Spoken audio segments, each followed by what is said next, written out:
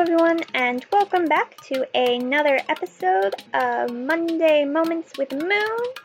I'm here, and today I'm going to be continuing I think I said it was either like 4 or 5 part series where I'm talking about some pretty deep topics that are really important to me and that I feel like aren't being talked enough about, especially not through a Christian point of view. So just like the last episode, this one is definitely not for younger audiences, so if you're in the younger age range, I would recommend talking to your parents, having them watch the video, and then decide if it's okay for you to watch.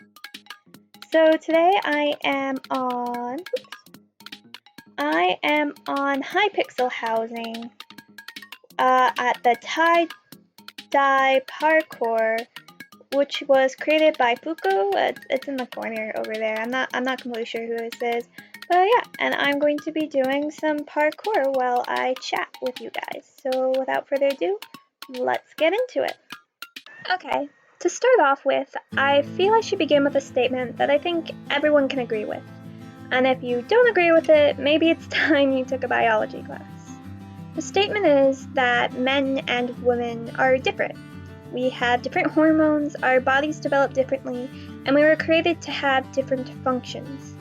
Another thing I think we can all agree on is that among men and women, each man and woman are different. We all have different builds, each with their own unique advantages and disadvantages. One man will differ from another man, a woman will differ from another woman. It is a simple fact that every person is beautifully unique. That being said, I feel like the world today takes that uniqueness for granted. I feel like the world is set in this idea that someone should never be allowed to be happy with who they are, that there is always something to change. And I feel this all stems from this idea of self-love. Self-love seems like such a nice idea, an idea of loving yourself, treating yourself, making the best version of yourself. And don't you worry, the world has plenty of products and ideas to help you do that. Honestly, I dislike the idea of self-love greatly, or at least I dislike what the idea of self-love has become, because it has become inherently selfish and extremely dangerous and harmful. The world's version of self-love is all about putting yourself over others, and even above God. It is about making yourself your own ideal version of yourself, instead of embracing God's ideal version of yourself. The example I want to use for this is the concept of being transgender. This idea of switching from the gender God created you to have to the one you feel you should have. As a Christian, it's so easy to simply see being transgender as wrong. After all, it's an act that claims a person believes that God made a mistake, that as a human we know best. But also being a Christian, I know that I need to look beyond the act to understand the reasoning behind it. After all, that's what Jesus did. He didn't just acknowledge the sin, but also the stepping stones that led to that sin. And I feel one of the biggest stepping stones to this sin and a lot of other sins is this twisted idea of self-love. Because behind this idea is this horrible loneliness. Self-love stems from this idea that you have to love yourself because no one else will. Isn't that what the world wants us to think and feel? That we are unlovable, so we might as well act on our own impulses, do what we want, buy these products that might bring us a moment of happiness? It asks us to accept this idea that no one will ever love us, that we're on our own. And even worse, it stems from the idea that our Creator made a mistake, or that we're just the result of something random, and therefore we hold no value whatsoever. So why not change your gender? After all, we are just a mistake or the result of something random, and the world tells us our only purpose in life is to find the self-love. So if you feel your gender gets in the way of this, then it has to go. And piece by piece, the world takes away every bit of our identity. Next comes our age, with these creams that make us look young, and our purity with the idea that we only live once. They take away our family structures, because the only one you should be looking out for is yourself, not a spouse, not your parents, not your children. In the end, we are left with nothing except whatever the world decides to feed us. I hope I'm not the only one who's terrified by that thought, who's terrified by this idea of self-love. So instead, I want to suggest a different type of love. A love that stems from outside of ourselves. The love that God gives us. And a type of love that gains its strength by being spread to others instead of being wasted on the self. Where self-love is selfish, God's love is all about giving.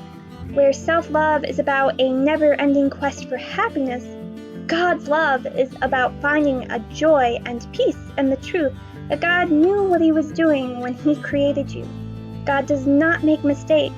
You are beautiful in his eyes, and you are loved in his eyes, and he instilled in each of us the ability to love others as he loves us. Bring that back to the idea of changing your gender. Self-love encourages this, as it instills in us this idea that we should do whatever it takes to find satisfaction in the moment. But God's love does something even greater than change genetics. It helps you accept who you are.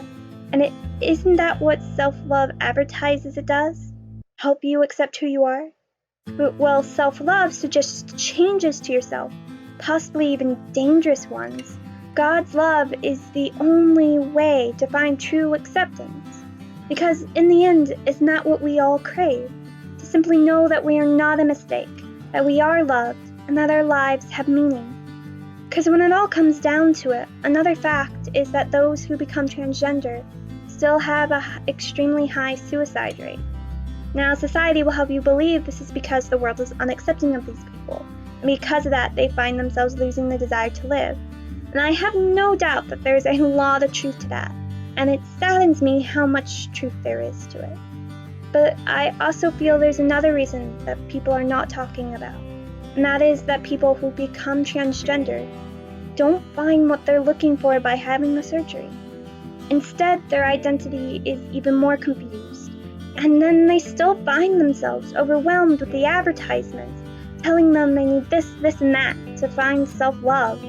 After all, self-love is a never-ending quest that leads to emptiness. And when a person goes to such extremes and such dangers as to change their gender only to continue to feel that emptiness, well, where else do they have to go? Self-love is a stepping stone to sin, to the sin of taking your life out of God's hands and into your own, of putting yourself over others, and even so far as the sin of taking your own life. But it doesn't work alone. People feel such strong desires to change their gender because they feel they fit better in a different mold from the one God created them in. But the thing is that while God created the mold, it's us humans who defined it. And I think that's something, especially if we are Christians, that we need to remind ourselves of. Yes, there are differences between men and women. And yes, God decreed that men should be the head of the household and the leaders, while the women should be the helpers.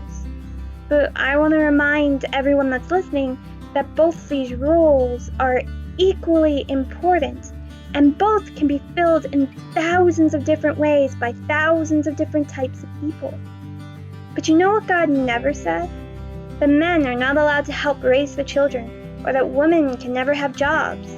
God gave women jobs in the Bible, and he instructs the fathers to help raise the children. He never said that all men had to be strong and that all women gentle. Never did he say that cooking and sewing is purely for women and woodworking and sports for men. These are all stereotypes that people have created, and these stereotypes are becoming harmful. Because instead of embracing the fact that God created every person to be unique and to be full of unique gifts and talents that can be used for God's glory, we condemn the people who don't fit our molds and make them feel worthless, feel unloved, make them feel like they have to subscribe to the world's idea of self-love, change themselves to be accepted, only for those people to find themselves trapped in a meaningless life. And that's how I feel about being transgender. I feel that it's a sin that stems from an idea of self-love that contradicts with God's love, an idea of love. And that self-love is in itself a result of the stereotypes we put on people when we forget that God created everyone to be unique and to have their own gifts and purposes.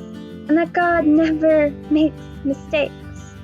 Now, I want to end off by reminding everyone that's listening that whether you're struggling with your gender, gone so far as to change your gender, or even if you're simply struggling with trying to accept yourself in this me-centered world we live in, that God loves you, that God doesn't make mistakes, that you are unique and gifted in every way you need to be to fulfill all of God's beautiful plans He has for your life. Even if we struggle with loving ourselves, we can find peace in knowing that God loves us enough to overcome our struggles. The fact is, you are loved, and this is the ultimate truth, and to me, it's the greatest truth in all the world.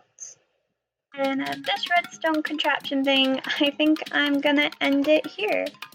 I hope you guys had a beautiful and blessed day, and I'll talk to you guys again soon. Bye!